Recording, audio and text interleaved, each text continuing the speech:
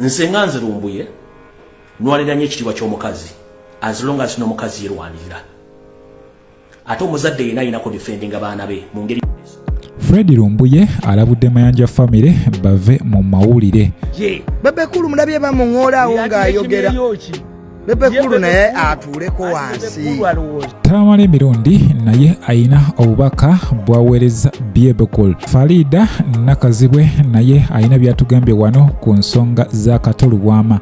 Byonna mbiyina nyongera okujjukiza mukwano gwange nti oli ku Jika Media ensibuko y'amawulire. Kwatanaba kubanga osubscribinga genda maaso osubscribinge likinga commentinga tusobole okubanga ate munange tutambula ffenna. Butereevu ntandise n'omukulu Fred Lumbuye emabega kaawo tubadde mu rangozi za Mayanja family kosa n'abawagizi oba abantu naddala bakadaama bano babaddenga bavaayo nga bavuma Mayanja family okusingira ddala omukyala azaala omuyimbi waffe Jose Chameleone kosa ne taata Mayanja bano bazze balumbibwa wabula Fred Lumbuye avuddeyo n'abawabula nsenganze Lumbuye nwaliranye ekitiibwa ky'omukazi as long as n'omukazi yerwanirira ate omuzadde yena ayina kudifendinga baana be mu ngeri yonna esoboka naye olina okudifendinga abaana ng'olina wookoma. Maama mukyala Prose Mayanja maama wa Jose Chameleone Palaso ne Wizo maama ngenda kusaba n'obuwombeefu era asabire batabani bo please mugambe maama waffe ave mu mawulire. Mukyala Prose Mayanja ngenda kusaba ekigambo kimu va mu mawulire va ku social media n'abakujja ku interview baku driving abaana gye bakutwala olw'ensonga nti gw'omu ku bakyala abaddewo ku lw'abaana bo ne famire yo ng'obasupportinga era obadifendinga mu binsobi ze babakoze ekirungi ennyo muzadde akikola naye kirina we kirina okisussizza bagenda kukutomeza ekiyinza okuvaamu ebintu bitajja kuba birungi gy'oli kubanga ojja kwogera ebigambo bitajja kunyumira abantu bamu ate nabo bakuddiza omuliro. Kyessaagala nti omukyala akuzizza abaana abalobako mu ggwanga okuba nti ate abaana bajja kukutabukira ate bakuddiza mundu kyensaba. Maama mukyala Prose Mayanja va mu media va mu kamera. Mukulu Mayanja taata wa Jose Chameleone nawe kusaba va mu media. Njagala mutuuze abaana bammwe mbabuulire nti kati bakuze era bantu bakulu basajja bakulu nabo bennyini beebuulire baleme kuzza misango ate ginaabajja kibalete mu media ate abantu babale ku side endala. Si buli muntu gwoyogerera gw'owulira ebigawo bino nti ajja bitegeera ate nammwe si bantu bembuulira ebigawo bino tebajja bitegeera.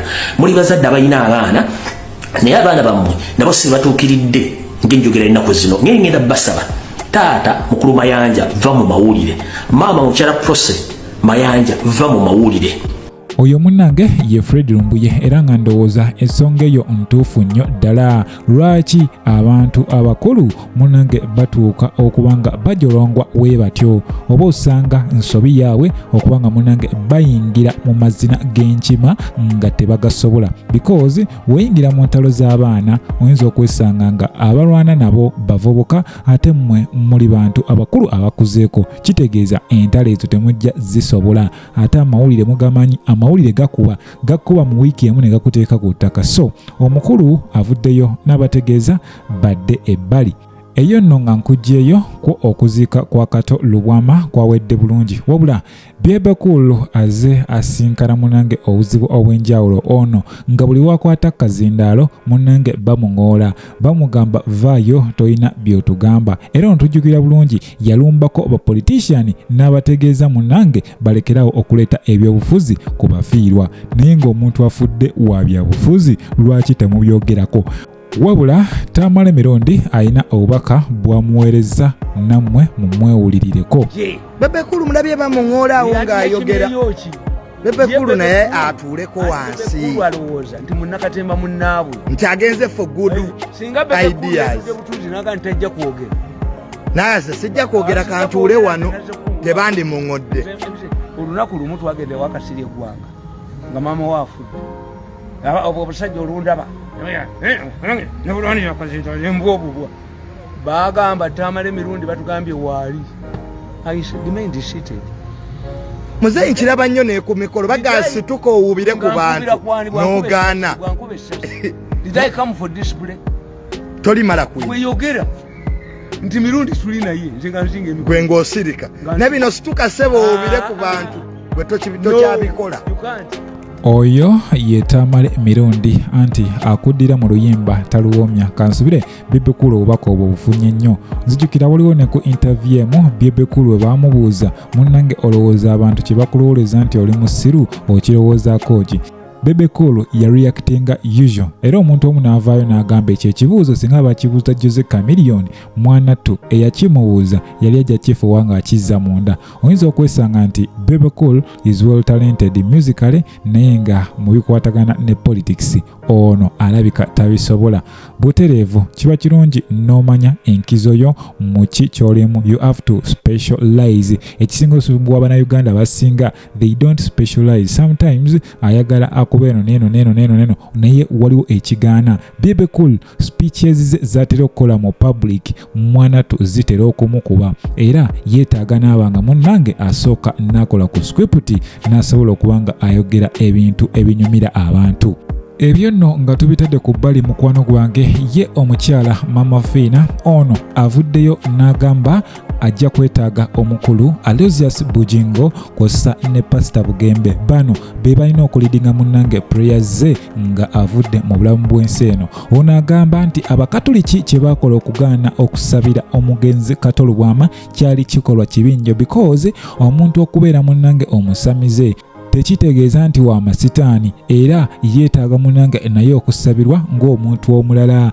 Ate teri muntu alina buyinza kukira ku Katonda, kitegeeza teri alina kusalira muntu yenna musango.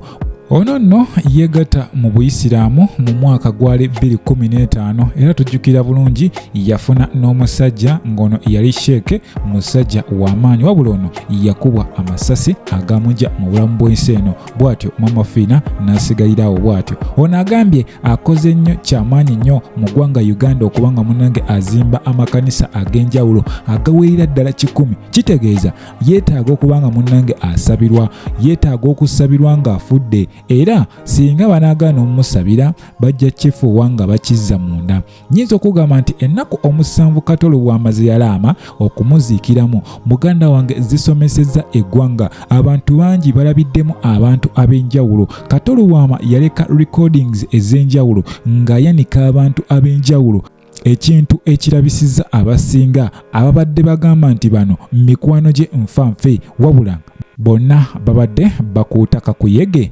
nga si bantu be. Nyongera okujjukiza mukwano gwange nti oli ku Jika Media ensibuko y'amawulire.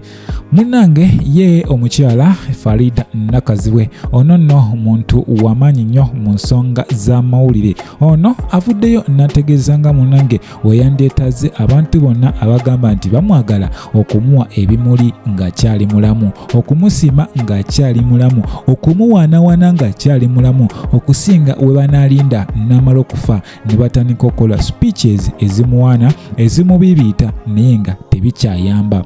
Ono agenze maaso n'ategeeza nti yadde omuganda omulungi amala kufa naye ye abigaanye. Agambye mwenna abagamba nti mumwagala temulinda okujja mu maziika ge mwogere nga we mumwagala ennyo okufa obufi. Nedda, agambye mujje essaawa eno mumuwe bye mwandiyagadde omuwa nga tannafa. Mukwano gwange nyongera okujjukiza nti oli ku Jika Media ensibuko y'amawulire. Gw'otanaba kuba nga osubscribinga genda maaso subscribing, likinga, commentinga sobola okuba nga tutambula ffenna. Saba Mukama Katonda abankuumire, mweraba.